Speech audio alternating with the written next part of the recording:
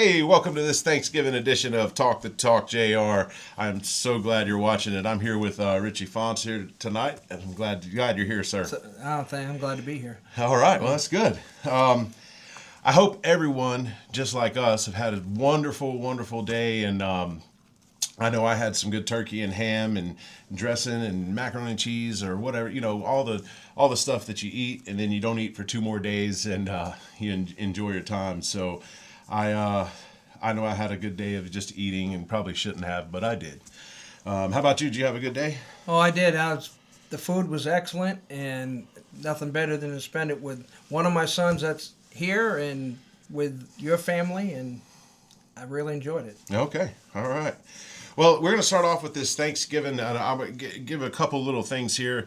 Just maybe if you know, you know. If you don't, you don't. Just throw it out there. But the first Thanksgiving was in 1621, and it was a feast. And the initial Thanksgiving celebration took place in Plymouth, Massachusetts. It lasted for 3 days, involving the Pilgrims and Wampanoag tribe. I'm sorry I said that wrong, but that's okay. Sorry about that. I'm human. And so there's one. I'm going to throw 5 facts out there, and that's where we're headed with this. So you might not have known, but a great ancestor of mine named Thomas Fonts, he's the one that's credited with naming the Plymouth Rock. Yeah? Did he run into it, or did they land there? No, I guess he was explaining that to his son when he was 94, so... Okay. All right. Okay. Well, the reason I got in my history. Okay. Yeah, hey, that's good. Hey, it's good that you know that. Yeah. Okay. So, but the next fact would be Jingle Bells. So, originally it was a Thanksgiving song, and that's composer James Pierpont, and he originally wrote Jingle Bells in 1857 as a song for children celebrating Thanksgiving, and not Christmas. I did not know that. Yeah, well, trying to learn something today. Thanksgiving leftovers led to TV dinner. So in 1953, the Swanson Company had an excess of turkey and created the first frozen TV dinner, a meal inspired by Thanksgiving leftovers. I don't know. I don't know if I would eat a frozen Swanson dinner in 1953, but I know I've eaten quite a few these days. No, that was before my time. And here's number 4. Thanksgiving did not become a national holiday until 1863, and that was when Abraham Lincoln proclaimed Thanksgiving a national holiday during the Civil War, largely due to the efforts of writer and activist Sarah Joseph Hale. Wow. So, I mean, we're not very old as a country anyway, 250 years, so it's not like France or England. So, I mean, all our holidays probably should be pretty young. Well, you find that strange if it was done during the time of the Civil War with all that was going on. Right. You figure, how could you come up with a How do you song have time for to make thankfulness? it? Yeah, How are you thankful for that? Yeah, that's right. Here's the last one, and I think it's pretty interesting, but there's towns that are named Turkey. There are 4 towns in the U.S. with the name Turkey, and they're located in Texas, Arizona, Louisiana, and North Carolina. So there's just a couple facts. I don't know. I just throwing them out there, see how they land with everybody, and see how they land with you. Yeah, so it's kind of interesting. Yeah. But some key aspects of Thanksgiving, I just thought I'd go over real quick. Sorry, something caught my eye, and I don't know, I've been up here many times, but key aspects is, we're all here and we're talking about it, and I know, and I think it's a good holiday, and I'm going to get to that here in a little bit. But key aspects of Thanksgiving here recently: look at the gratitude and reflection. We look at togetherness, the generosity and community. But there's also some historical and cultural context, right? So while the modern holiday has religious and secular roots in a harvest festival, it also is connected to historical events, like in 1777, per se, National Thanksgiving Day proclaimed by the Continental Congress to celebrate military victory. I didn't know that. So yeah, I guess you'd be thankful for that. Yeah. So victory. But here today in modern times, Thanksgiving, you think, I know when I was a kid, you look forward to John Madden on Thanksgiving Day and Yeah. his six-legged turkey. And I'm getting to that because here in modern traditions, today it has evolved to a tradition that includes parades. Macy's Thanksgiving Day Parade is always on, and then Yeah. you got the football games. That's Yep. what I just referenced with John Madden, but of course they're not. It's not John Madden now, but and a focus on family and American opportunity, bringing together the people of diverse backgrounds. Yeah. So I say all that to say, Happy Thanksgiving, and Happy we Thanksgiving. would like to tell you what the take a moment to express that, and the true meaning, and it's a time that what we feel, and it's a time to express gratitude and blessings, foster togetherness with family and friends, and practice generosity towards others. Yeah. And I truly believe that I love Halloween, and I don't want to get into that now. So for me, the holiday season kind of starts at the end of October, but Yeah. I think this marks the true holiday season about family, community, togetherness, just being warm towards each other. Yeah.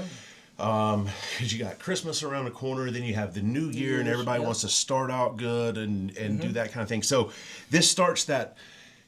Everybody's preparing for Thanksgiving about mid-month, and then so about a month and a half or so, and then you kind of tail into January for about a week. So you're looking maybe a little over a month and 3/4 of just warming hearts and community focused and family focused and friend focused. So I really think this time of year is special in that aspect, and these moments, this day, this holiday, really brings that to perspective, and maybe some of us slow down, and we need this day to remember what's important. Yeah.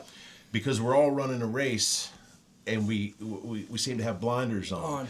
And this makes us take that time to reflect on that. I mean, I don't know how you feel, but I think that's where I'm at. That's right.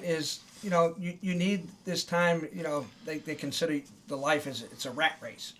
You're always going bustling, and the social media is out there to keep you going. Even sales is set up that way, but you forget most what's important when you're running around like that, like a chicken with his head cut off. Sure.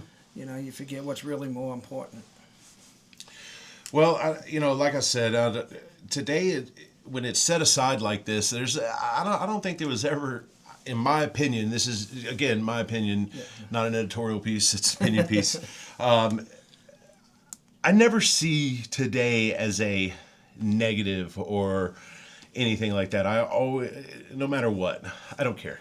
It's let me find time to reach out to a loved one that I haven't maybe spoke to in a while, or to a friend that I should have called a week ago.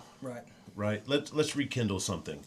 So basically, and then you have to take a good look at yourself, because there's others out here that aren't as fortunate as you and I, or anybody that's watching, right? Yeah. So maybe you can, after you do the generosity and you take that time to express your gratitude and the blessings, and you foster that togetherness and the generosity towards others, but you also use today to reflect on the good in your life. Right? Because somebody once told me it could always be worse.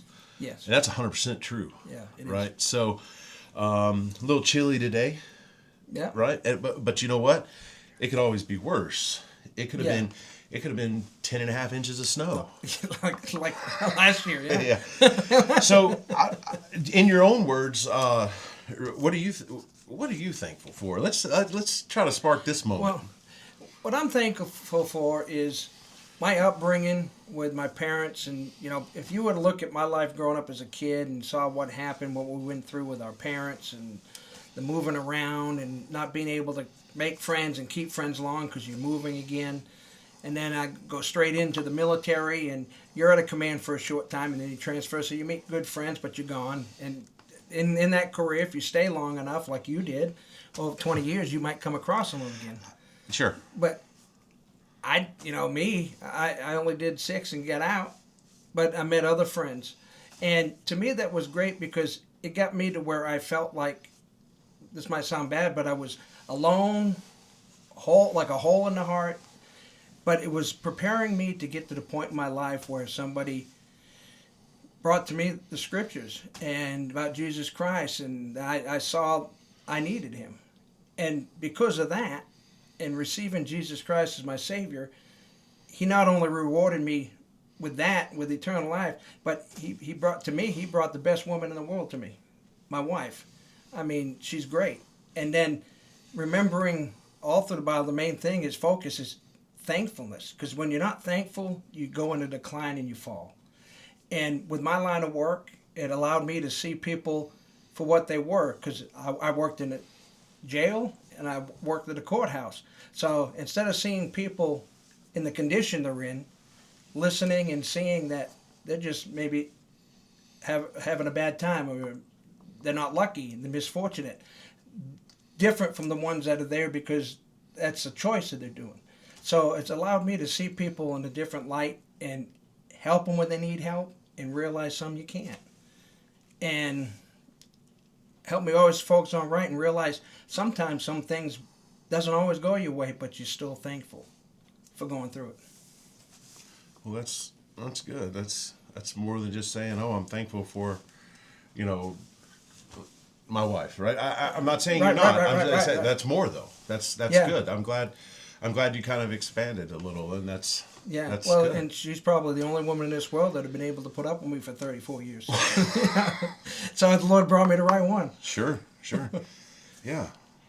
Well, you shared what you were thankful for, and I appreciate that. I think I'm going to share a little bit of mine, and I and it's a little bit of opening each other. I think you opened up a little bit to the whoever watches this. I'm going to open up a little bit about myself. I don't normally do that. I let the guests have all of it, but this is a special Thanksgiving show, and just kind of talking. We're not really going to do anything about special here or there. So, but for me, I am thankful for God and for Jesus, right?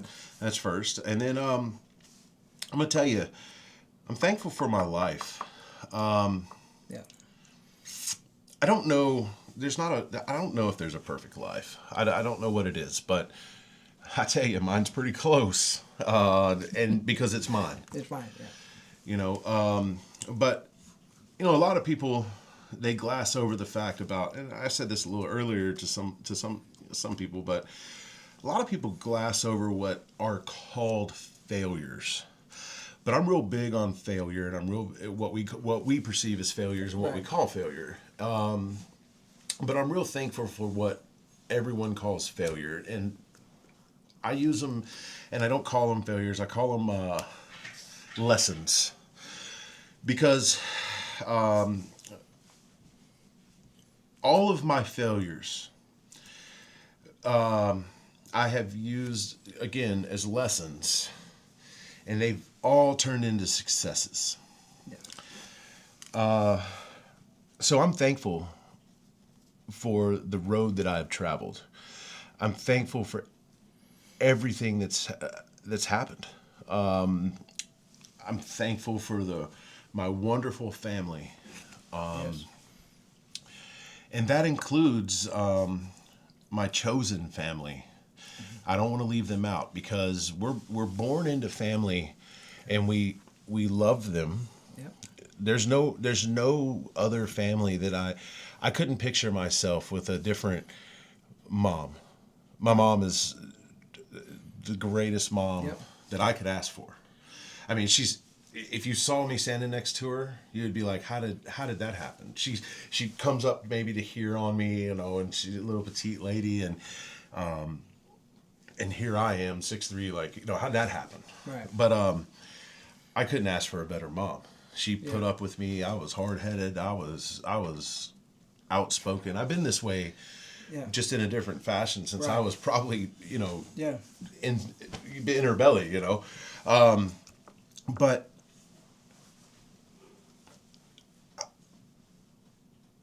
I got half brothers. I got half sisters. I got stepbrother, stepsister. But I say that because I'm laying the groundwork for. I've got brothers and I've got a sister. My dad, I wouldn't choose anything else, right? Yeah. But when I go back to saying my chosen family, my dad, by the way, I'm going to say this and he's going to get mad at me and I got to face him tomorrow. But I'm so proud of him. He got a lifetime membership award to the FLTA, which is Florida Land Title Association. Yeah.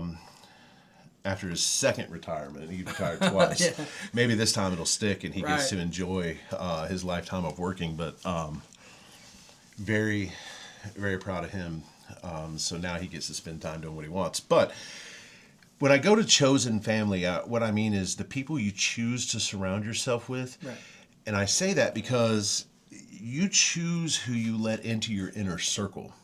And if you're not choosing people that you let into your inner circle and get close to you, and if you're not treating them as your family and how your family's shown you how to treat family, why are they in your inner circle? Right. So when I say that I'm thankful for my wonderful family, and that includes my chosen family, what I'm really saying is my close friends. Right. So I consider my close friends in my circle my family as well. Right. So we don't get to choose our natural family, but we do get to choose our friends, and I'd say that's my chosen family. Right. So, yeah, so... And to go off of that, the chosen family, not everybody's situation's the same, but like in mine, I have a younger brother and sister. My brother's in California, my sister's in Maine, which is where I was born, and most of our family's in Maine. But on my mother's side of the family, the only ones I have left there is cousins. My mother and all my aunts and uncles and great-grandparents, whatever, they've all passed. On my father's side, they pretty much all passed except for one aunt and the cousins. So as your natural family shrinks, you could just go into be a recluse and seclude if you don't increase your chosen family and bring in friends. Right. Someone told me the other day, I was talking to someone, and they told me when what you said when they shrink. So, and I definitely don't want to take this the dark way, but as your grandparents move on, right, and your parents move on, that means you're on deck, right? Yeah, so if you don't have a chosen family, you're absolutely right. You're on deck with nothing surrounding you. Yeah, other than your wife and kids. That's right, and that's right. If you choose to have kids, right? So you're on deck, and hopefully you are surrounded by loved ones. So I make no mistake to say that my chosen family is my friends are my chosen family. I'd be remiss to say this, but I do want to bring something up, and I want to talk real quick about something. Okay. I want to acknowledge my older brother. His name's Brian. Brian, okay. And the reason I want to acknowledge that is it was a real hard... I think, for me internally, I never saw something some way. But we had a discussion last year. I retired last year. I don't, whatever. But and on that retirement, we took a family vacation. A family, not chosen family. A family vacation. And we had a serious discussion. And he gave some information to me about growing up, and I can only imagine how hard it was to hear this information, or to give the information as I was receiving it, and I'm not going to go into detail, but when I heard this information, I tried to put myself in his shoes, and not be offended by it, and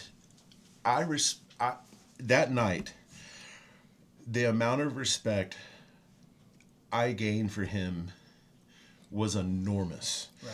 And it was so... It has crossed my mind, the information that he provided me, that I never saw in that light. Yeah. But I just wanted to say that we're reflecting on the on blessings and togetherness and family. That still hangs with me today, a year and a half, and it was a conversation we had. And Brian, if you're watching, I just want to say I love you, and thanks for telling me and letting me know back over a year and a half ago about that, and please know that I still think about that conversation we had. And again, thank you for telling me. But anyway, he'll know. But right. I'm just, it meant so much to me what he was telling me. But anyway, and now, but we look forward and we move on to Christmas. Right. And I don't want anybody to forget the reason for the season. And I'm not going to say holiday season. It's the reason for the season, Christmas. And I know the big man in the jolly red suit and Coca-Cola and all this other, it's Santa Claus drinking a Coke. That's not really it. And how many presents can the kids open in the morning? And that's not really it. So again, like I said, I think this marks the moving forward of the holiday season. So how can we as citizens and just everyday regular people keep this momentum and keep this joyfulness going? It's hard out here for everybody. Yeah. So I'm just wondering what little bit someone could do, or if they felt inclined, like I don't know, what could we do? I don't know. Probably, like you said, put yourself in other people's shoes. Be thankful for what you have. I mean, it says Merry Christmas because we're supposed to be merry and happy. Like, I've got a situation now where my wife's going through some health things, and naturally the thing is to sit back and say, man, all these medical bills building up. But I don't care about that because I'm thankful I have the wife the Lord gave me, and I'm not going to let that ruin myself. Like Romans 8:28 says, it says, all things work together for good to them that love God, to them that are called according to his purpose. And if you see that, and not that you need that, but I just know from my personal experience before Christ, you got that hole and you don't know what to go to. Until you do it, you don't know what blessing it is on the other side. And I used to explain this to people is, you can be in a pool, a heated pool, and say, hey, come on in, it's fine. But the person on top, it's cold and windy, they don't know. They stick their foot in the water, come out, and it's cold. So, no, trust me, come on in. And so, you don't know it's warm until you get in. And you don't know what it's like to have a good family or a chosen family that you can add to unless you've gone on the other side, accepting them. But we need to be merry and realize no matter, it's not the presents, it's the people around you that makes the holiday season. And so if they're doing good, you can have a Merry Christmas because of the people, not what's under the tree or if you got a tree. That's right. It's who you're with. That's right. Well, thanks. Yeah. That makes it merry. I don't care if you give me a gift or not. It's just being with the people. Just time. I love. Yeah, just time. Time.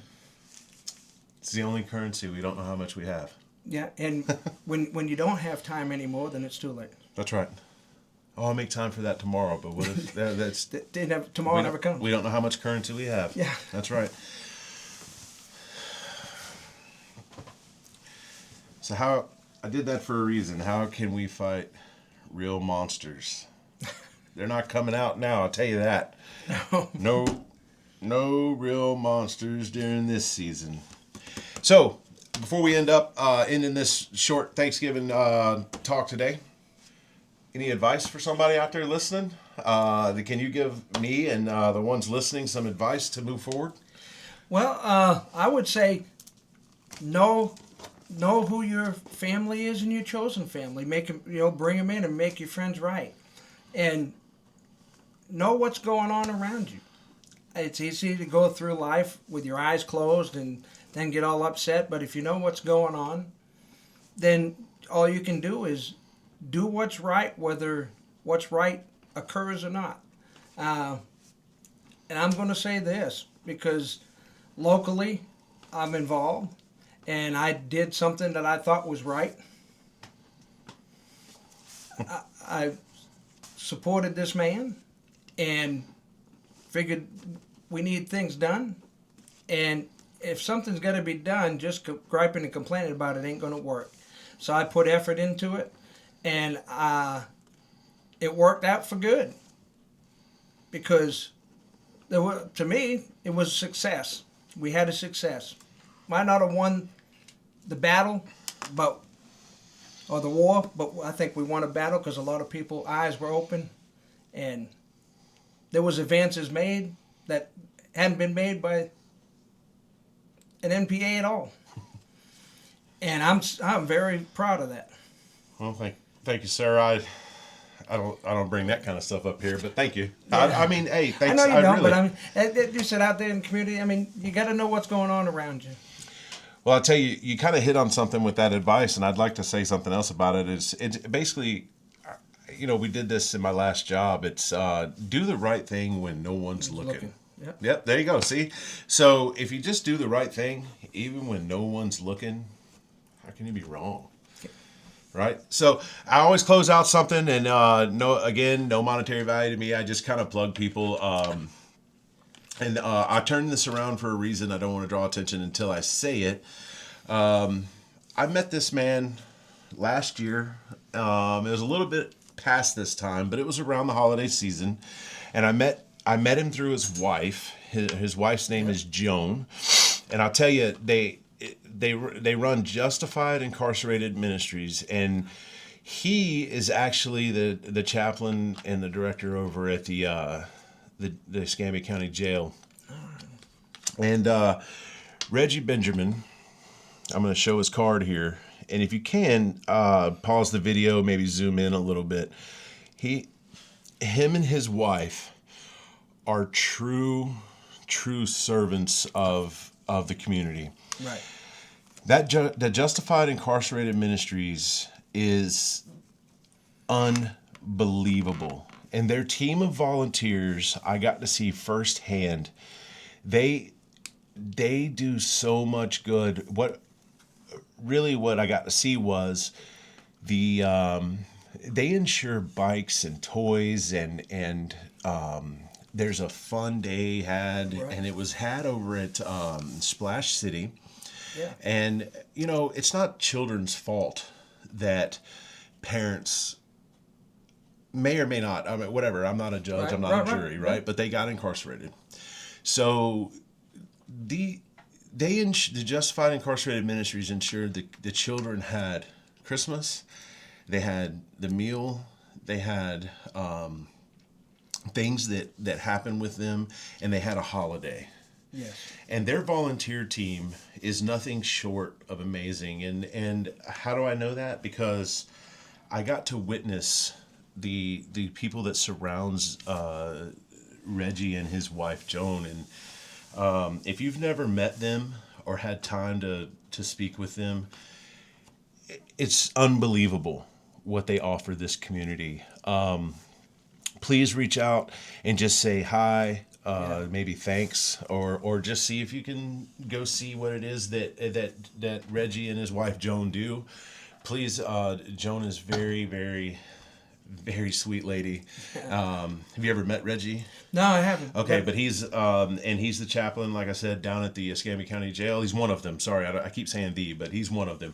But please keep them in your prayers as we get to closer to Christmas, and that they are able to provide this function. So yeah, that's an important function. Yeah, they do a great job. Having worked on the inside, there's a big need. Yeah. All right. Well, do you have anything else to tell anybody before we sign off of here? I would just say, jumping off of Reggie Plug, that work inside, having worked in the jail, I saw people differently, and you see the aspects, and people criticize, well, they're only doing that because they're in jail, but that goes back to having the chosen family. Is when the person is locked up in there, they may see things totally different because they're not in the environment they were in. But when they get back out, just because they're doing good there, and you say, well, good for them, don't mean it's going to stay the same out there. It don't matter whether you got the Lord or not. The environment you're around and the people you choose to be around can affect you greatly. Did you just say you're a product of your environment? You're a product of your environment. Food for thought. Food for thought. Okay. But work like that helps them on the inside. All right. It helps them on the outside after. All right. Well, for myself and Richie, happy Thanksgiving. Thanks for tuning into the Thanksgiving edition of Talk the Talk JR. And I don't know how much Talk of the Talk we did, but we do challenge you to keep walking the walk out there. And I hope you have a great rest of your evening. Super fantastic, safe weekend, and looking forward to December. And remember the reason for the season. Yep. Ready? All right. Yeah. Enjoy it. See you next time.